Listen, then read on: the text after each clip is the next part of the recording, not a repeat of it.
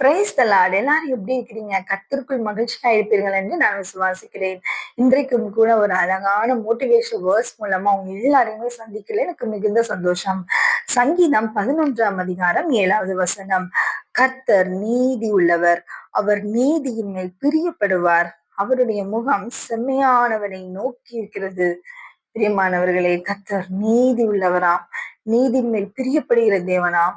பிரியமானவர், இன்றைக்கும் கூட உங்களுடைய நீதி நியாயங்கள் மனிதர்களால புரட்டப்பட்டிருக்கிறதா? கவலைப்படாதீங்க. நமக்கு நீதியா நியாயம் விசாரிக்கிற ஒரு தேவன் உண்டு. அவர் நீதி உள்ளவராம். கரெக்டா அவர் நியாயம் விசாரிப்பாருங்க. ஆகையினால மனிதர்கள் முன்பதாக நமக்கு அநியாயமான ஒரு தீர்ப்பு வழங்கப்பட்டிருக்கலாம். நாம் குற்றவாளிகளாக தீர்க்கப்பட்டிருக்கலாம். நம்முடைய நீதி மறைக்கப்பட்டிருக்கலாம். பண பலம் படைத்தவர்களுக்கு ஒரு நியாயமும் ஏழைகளுக்கு ஒரு நியாயமும் என்று சொல்லி இந்த உலகம் தீர்ப்பளித்திருக்கலாம். ஆனால் நீதியாக நியாயம் விசாரிக்கிற ஒருவர் உண்டு. அவருடைய நீதிதான் கடைசியான தீர்ப்பு. அதை மறந்து போகாதீங்க. இந்த உலகம் கொடுக்கிற நியாயம் எல்லாம் எடுபட்டு போய்விடும்.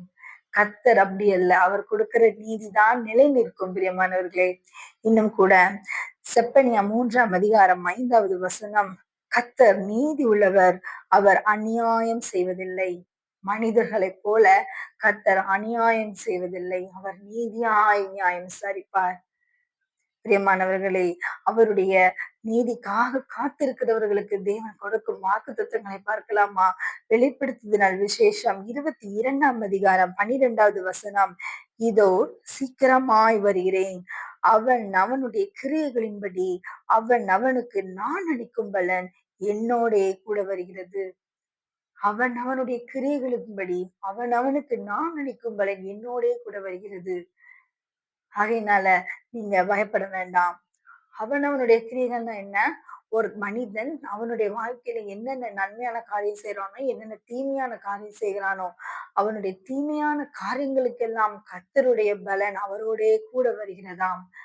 பிறகு நமக்கு அநியாயமான தீர்ப்பு வழங்கியிருக்கலாம். நம்மை குற்றவாளியாக நிற்க வைத்திருக்கலாம்.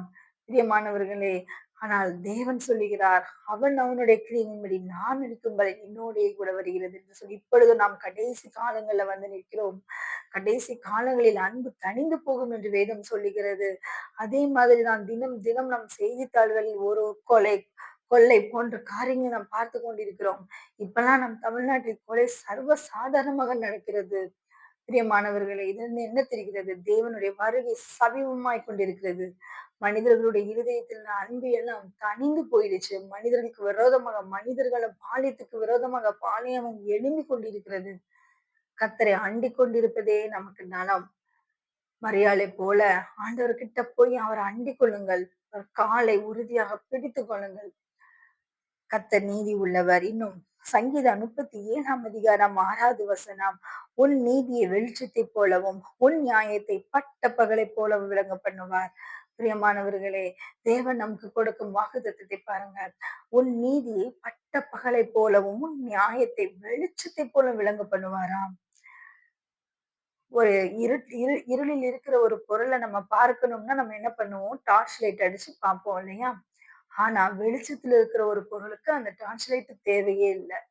அதே மாதிரிதான் நம்மளுடைய நியாயங்கள் மனிதர்களால மறைக்கப்பட்டாலும் கர்த்தர் நமக்கு கொடுக்கிற வாக்குத்தத்தம் என்ன தெரியுமா? உன் நீதியை பட்ட பகலை போல நான் விளங்க பண்ணுவேன். வெளிச்சத்துக்குள்ளாக இருக்கிற காரியத்தை பார்ப்பதற்கு வேற எதுவுமே தேவையில்லை. அது ஓப்பனா எல்லாராலும் ஈஸியா பார்க்க முடியும்.